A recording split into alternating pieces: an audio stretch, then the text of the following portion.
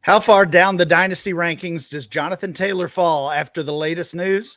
All that and more on today's episode of Locked On Dynasty. You are Locked On Dynasty Football, part of the Locked On Podcast Network. Here are your hosts, Matt Williamson and Ryan McDowell. Welcome back to the Locked On Dynasty Football Podcast, part of the Locked On Podcast Network, your team every day. Thanks for making Locked On Dynasty your first listen every day. Today's episode is brought to you by Game Time. Download the Game Time app, create an account, and use code LOCKEDONNFL for $20 off your first purchase. Last-minute tickets, lowest price, guaranteed. I'm your host, Ryan McDowell. You can follow me on Twitter at RyanMC23. Joining me, as always, is former NFL scout Matt Williamson. Find Matt on Twitter at WilliamsonNFL. Matt, I mentioned your scouting background. It must be, it must really come into play on a day like today. NFL cutdown day. Here we are. We're kind of at the end of it now. What a wild day it's been. No doubt. Just a flood. I think it's like 1,100 guys get cut today, something along those lines. Just imagine. And then I always think of this too, like all these dudes that are on the bubble, they probably couldn't sleep last night, nervous, man, I hope I make it. I don't know if I can. And then you get the call that you're going to be with the team. You're on the roster. But it's not over yet. Like some of these teams might pick up somebody or make a trade and you're 53rd. And just when you thought you made it, you're out, so craziness. Not a ton of fantasy ramifications today. Some, but a lot of lives changing, teams changing. Yeah, absolutely. As you will notice here, we are coming to you much later than normal. We try to get each of these episodes out as early as we can in the day. This one coming much later in the day because honestly, we wanted to wait for this flood of news. And we knew that would center around the name I've already mentioned, Jonathan Taylor. We're talking preseason winners and losers. We're going position by position. Kate and Marcus covered the quarterbacks, talked a lot about Jordan Love on yesterday's episode. We're focusing on running backs today. And while they focused on one of the winners, we're going to really focus today, unfortunately, on one of the dynasty losers. And that is this player that we've been talking about for weeks now, if not months, the drama, the issues in Indianapolis. Jonathan Taylor, of course, not traded. To make things worse, he is placed on the PUP list. He will miss at least the first 4 games of the season. And Matt, I don't know what you've heard, but some of the comments that I've heard being discussed is that we maybe shouldn't expect Jonathan Taylor to ever play for the Colts again, whether that's comes via a trade later in the season before the trade deadline, or perhaps he just sits out with this, air quotes injury that he's dealing with. Whatever it may be, we may have seen the last of Jonathan Taylor in the Colts uniform. We might have, which dynasty-wise, that might not be the end of the world. He still could land in a good situation. I think I think this is more of a massive redraft, step backwards than it is dynasty. But we often talk that running backs are kind of one and the same in that regard. If you really look at it, in depth. I think if we're logical about this, though, the only thing we know for certain is he is not going to play football for 4 NFL weeks. Right. If Isaiah Pacheco gets hurt in week 2, he might be a Chief for week 5. You know what I mean? Like, I still think there's a strong chance he gets moved. But I think your point about him not being a Colt again is very valid. So it sounds like you would preach patience to dynasty managers in this situation. I think so. I don't think you have to dump him at all costs. And I tend to think he's not going to sit the whole year. How often does that happen in history since Lev Bell? Really, hardly anybody. Right. I think he'll end up somewhere. Things change. Running backs get hurt. Apparently there was some interest. It just didn't happen quick enough. It's a tough one, though. Well, quick enough. This was the Colts' self-imposed deadline, as we talked about last week, right? They could trade him tomorrow. They could have put him on the active roster, and the trade value would be much different than it is now. Obviously, NFL teams are going to value him less than they did yesterday based on this PUP stats. So just another strange move from the Colts, from Jim Irsay. Jonathan Taylor is clearly the running back loser when it comes to Dynasty. I look at his ADP. He has obviously been falling already because of this. In our August ADP over at Dynasty League Football, Jonathan Taylor was down to the RB6. So it was Bijan Robinson, McCaffrey, Gibbs, Breece Hall, Barkley, and then Taylor. I'm going to start collecting that September ADP here just in a couple of days. And what would be your prediction there, Matt? How far does Taylor fall? Because I look at some of these names below him: Austin Eckler, Tony Pollard, Nick Chubb. Then we get into guys like Walker, Stevenson, Etienne, Jacobs. Could he fall out of the RB1 territory altogether? When you were naming those names, Stevenson was ahead of him, was definitely ahead of him. Pollard, probably Walker. So 10 to 12, I think is fair. I still would have him over ATN. I just adjusted my redraft rankings and I moved them all the way down to running back 21. Like I have him right next to Breece Hall because I don't know what to do with either one of them at the moment. Yeah, that makes sense. I think the other thing kind of hurting Taylor's dynasty value, it's something that we've talked about a lot on here. Just that redraft or that win now mindset that kind of takes over dynasty managers as we get closer to the season. And now here we are just a week, a little over a week before the regular season begins. So knowing that Taylor is going to miss 4 games, if we're talking middle of the year and he turns an ankle and he misses 4 games, dynasty managers don't even blink at that possibly. Mm-hmm. Right. But here it is at the beginning of the season. We're just shifting that mindset, and it feels like a very serious situation. So I think your idea of just saying, step back, take a breather. Yeah. Right. Probably good advice here. As far as Taylor's dynasty value, you said he potentially falls to the low end RB1 range. If you're doing a late dynasty startup right now, okay, how where are you pulling the trigger on taking Jonathan Taylor? Man, he might be the perfect candidate for, in the offseason. We had a couple guests on, and I forget which one said this, but it's been sticking with me. You build your whole team and just totally neglect running back. Yeah, well, I believe that was Scott Barrett. I think it was, yeah. And I really like that idea, and I want to try it someday. But maybe I want Taylor too. Taylor, and then just totally, because he's not going to help me win much this year, which is kind of the goal anyway. And a year from now, he could be drastically more valuable than he is right now. So shying away, I don't think makes sense. I mean, the guy's going to play football. He's still young. He's still good. I kind of look at it as more of a buying opportunity than, and certainly more of a hold than anything, but more of a buy than a sell for sure. You giving up 2 2024 first rounders for him? No. I don't think you have to. No, I don't either. I don't think you have to give that much, but I'm assuming it's going to cost more than a single first. How about a 1 and a 2? Yeah, a 1 and a 2, or a 1 and a player. Mm-hmm. That's probably where we are at this point. Would you rather have Jackson Smith-Njigba or Taylor? Oh, I want JSN. Me too. Yeah, I was trying the young wide receiver. Yeah. Mm-hmm. All right. Well, I'm sure we'll have much more Taylor talk as the weeks go on, as his status, kind of lays in the balance. But as you said, what we know for sure here is that he will not be playing football for the next 4 weeks. And by the way, that is something that was clarified. I think I heard Adam Schefter mention this.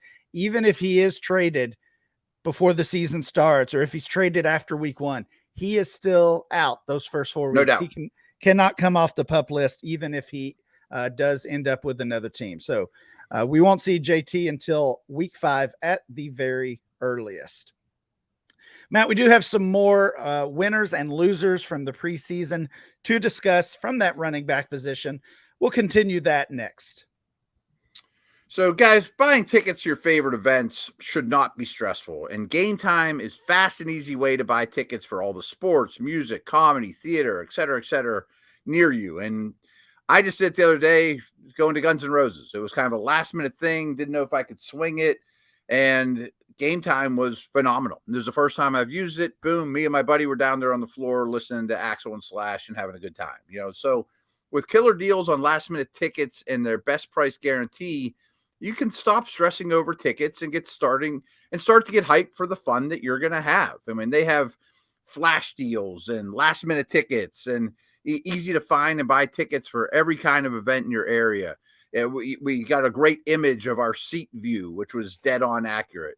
Lowest price guaranteed, event cancellation protection, job loss protection, et cetera, et cetera. So Game Time is definitely the place for last minute ticket deals. Forget planning months in advance. Game Time has deals on tickets right up to the day of the event. Get exclusive flash deals for football, basketball, baseball, concerts, comedy, theater, and more, so much more. The Game Time guarantee means you'll always get the best price. If you find tickets in the same section and row for less, Game Time will credit you 110% of the difference. So it's great. It's the fastest growing ticket app in the country. And you get tickets you get images of your seat before you buy, so you know exactly what to expect when you arrive. That was really helpful. Buy tickets in a matter of seconds, 2 taps, and you're set. Boom. Tickets are sent directly to your phone, so you never have to dig through your email. So here's what you do. Download the Game Time app, create an account, really easy. Use Locked On NFL, and you save $20 off your first purchase, which is exactly what I did. Terms apply. Again, create an account and redeem code Locked On NFL for $20 off. Download Game Time today. Last minute tickets, lowest price, guaranteed. We're talking running back winners and losers from the preseason. Of course, a long conversation about Jonathan Taylor, as he will remain with the Indianapolis Colts, at least for the time being. Matt, that was your running back loser. Mine is kind of a different direction here. Looking at one of the rookies, Devon Achane of the Miami Dolphins. And this guy was honestly a loser in a couple of different ways. He suffered an injury. I believe that was in the Dolphins' second preseason game. That kind of leaves his status for the beginning of the season in doubt. And, oh, by the way, he was also 5th on the depth chart through those preseason games that he was active in. He's behind Raheem Mostert and Jeff Wilson, behind Myles Gaskin, who was released today, and also behind Savon Ahmed. So just looks like a really slow start, rough start for Devon Achane.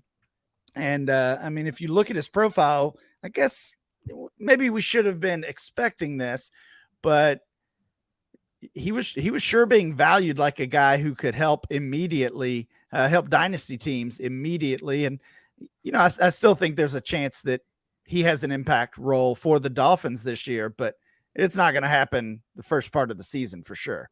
No, I mean, he's going to have to prove a lot to me to put him in a starting lineup. And frankly, I don't own him anywhere. I'm not going to sit here and say, boy, I saw this coming. I didn't. But, you mentioned this profile. Maybe this shouldn't be super, surprising. And it really isn't to me. I just think it's unfortunate that a muddy backfield that could be pretty good in terms of fantasy production is even muddier now. Like, Dolphins are almost unusable. Yeah, well, I mean, I would consider, we'll talk about the winners, the running back winners here in a moment, but I would consider both Mostert and Jeff Wilson running back winners. This Miami team, flirted with Dalvin Cook, reportedly made at least 2 trade offers for Jonathan Taylor. And in the end, it looks like they're going to go into the season with Mostert and Wilson and Achane, along with, I believe Savon Ahmed made the final roster. So they're basically going with what they've had throughout the preseason, throughout training camp.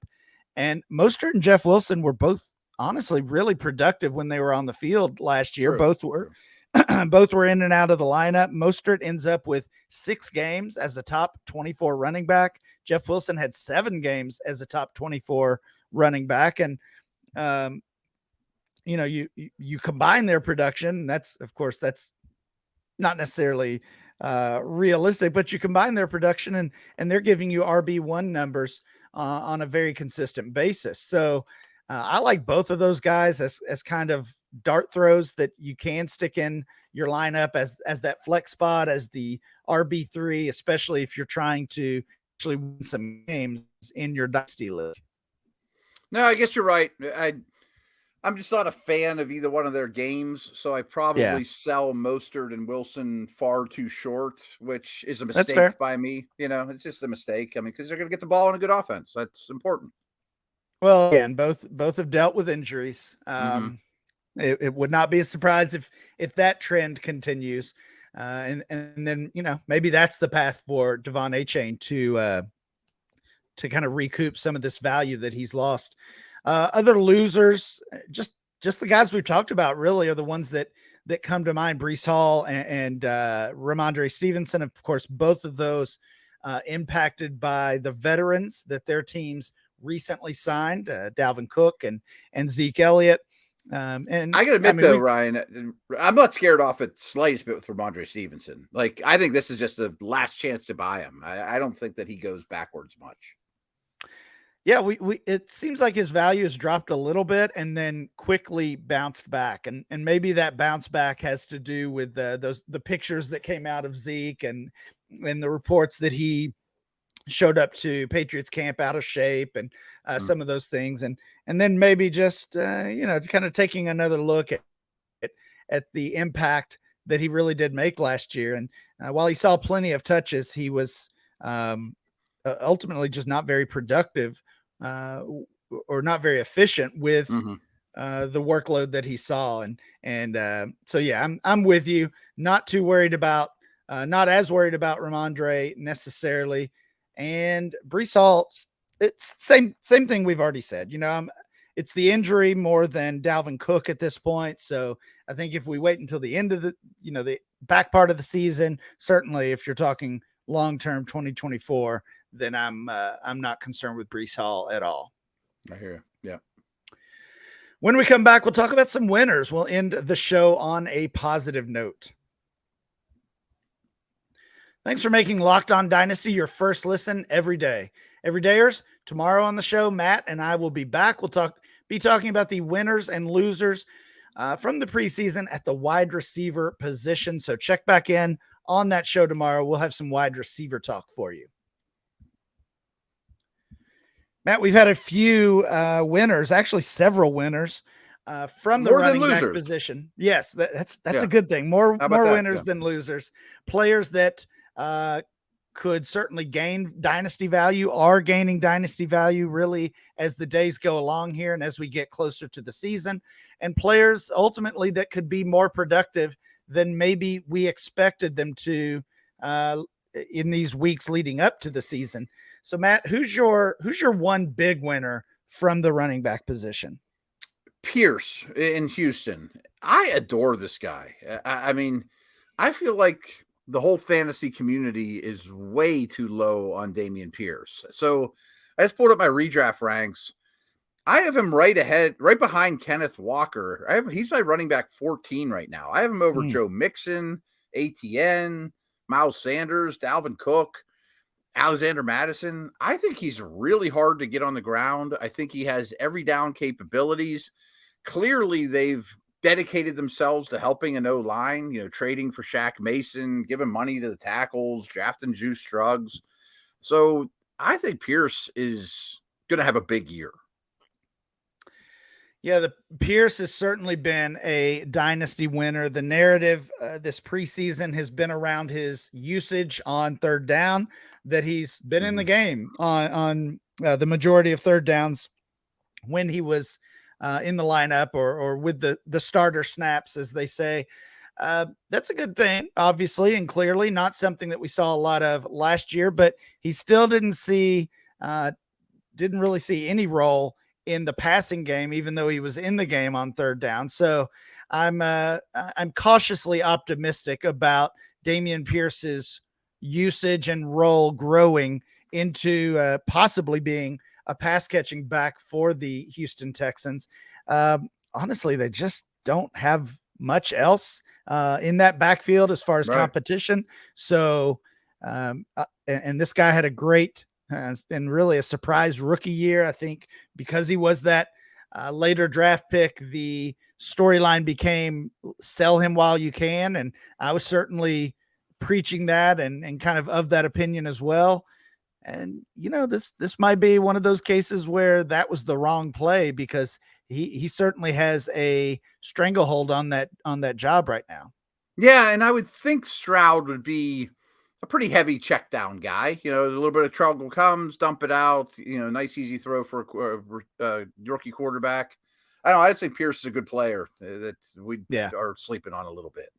Yeah, that's fair. I ask you to name one single winner. I'm going to break my own rule because I've got a couple guys here.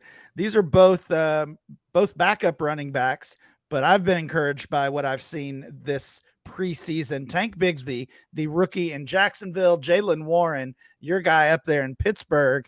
You've talked recently on here about what his role will be as a third down back and pass catching back, spelling Najee Harris. These guys are both still relatively cheap. I've seen them both traded in my leagues for second round picks over the past couple weeks. So that seems to be the going rate. I certainly don't think either are worth a first rounder at this point. And because they're backups, I mean, you can't stick these guys in your lineup in week one either, but I certainly do think they've gained some dynasty value this preseason, and there's a lot of upside with both of these players. Bigsby's absolutely one of my favorites. I own him a lot of places. I'm very happy that I invested in my rookie drafts. I'm growing less and less fond of ATN and more fond of the Jags offense overall. So I think frankly think he has a decent chance to be the Jags' most productive fantasy back. And I think I've told my thoughts on Warren. He's very impressive. He's a very hard worker. He's loved around here. He's the true third down back. The Steelers treated him the same way they treated Najee in terms of rest. As soon as Kenny Pickett came out, Warren and Najee didn't go back in. So I think right this second, maybe he's a low-end flex, in week one when everyone's healthy. But I think Najee's had the most touches of any back in the league over the last 2 years. And, it takes the toll. We certainly would not wish this on Najee Harris, but if he were to suffer an injury, do you look at Jaylen Warren as the type of running back who could handle essentially a full workload for the Steelers? McFarland would get a big boost. They're trying to incorporate him in the offense, but Warren's the third down guy. He's sturdy. He's well built, but like if him and Najee walked in the room, they don't look the same. I mean, Najee's really impressive. Yeah, you wouldn't confuse those two. But no. I also don't think Jaylen Warren is that Devon Achane type back of absolutely that he'll never be a he's a tackle breaker. Yeah. Okay, we're on the same page there. Yeah. He can run between the tackles. He's a tackle breaker. Yes. Any other winners that you had in mind from the running back position, Matt? I think we have to mention the Colts situation. I mean, is it Evan Hull? I'm assuming. I mean, I really liked him coming out of school. Was kind of a James Conner, Tyler Algier type, tough guy, smart. Maybe. Yeah, I would say all three of those guys are getting a boost. Evan Hull, we're talking Evan Hull, the rookie, Deion Jackson, who played quite a bit last year when Taylor was hurt and out of the lineup, and Zach Moss, of course, former Bill. That was the trade, essentially Nyheim Hines for Zach Moss. Moss did break his arm earlier in the offseason. Looks like he's going to be ready for week one potentially. So the he's uncertainty, not great, though. No, he's fine. I would say the uncertainty of what that depth chart really looks like, assuming Moss is healthy, has led to a boost for all three of those guys. And all three of those players are guys that were on waiver wires in most dynasty leagues, until recently. So I think Hull makes the most sense, just, being the rookie, the guy they've most recently invested in. But if Moss is healthy, I think he gets the first crack. So yeah, I mean, there's certainly really all three of those guys, at least for now, are winners in as much as they're gaining value because of this Taylor situation. Quick question for you. Are there any winners or losers in Philadelphia? I mean, I guess we could say Kenny Gainwell's a winner. He's definitely not a loser. It's still, that's still very cloudy. We talked on the DLF podcast this week about some unanswered questions. We've gone through training camp. We've gone through 3 weeks of preseason games now, and there's quite a few situations that we still just don't know about. And the Eagles backfield is one of them. It looks like all of those guys have made the team. There's some talk that Rashad Penny could get cut. All four, Penny, Gainwell, Swift, and Boston Scott, look to have made the roster in Philadelphia, which makes it even more confusing, honestly. Exactly. Yeah. I wish there was one. Yeah, a couple other winners, guys we've already talked about over the past few weeks. Khalil Herbert certainly has shown that he's the RB1 in Chicago. Javonte Williams looks to be healthy and ready to go. That's still a surprise. I'm treading lightly with that one. I'm scared of that one still. Yeah, it looks like a good news, and his value's bouncing back. And then we talked about the Dolphins, Mostert and Jeff Wilson. I like both of those guys as winners from this preseason. That is going to do it for today's show. Please make sure you download and subscribe or follow for free on YouTube or wherever you get your podcast. Remember to follow the show at Locked On Dynasty. Follow Matt at Williamson NFL. And I'm Ryan MC23. We'll be back next time with more Locked On Dynasty.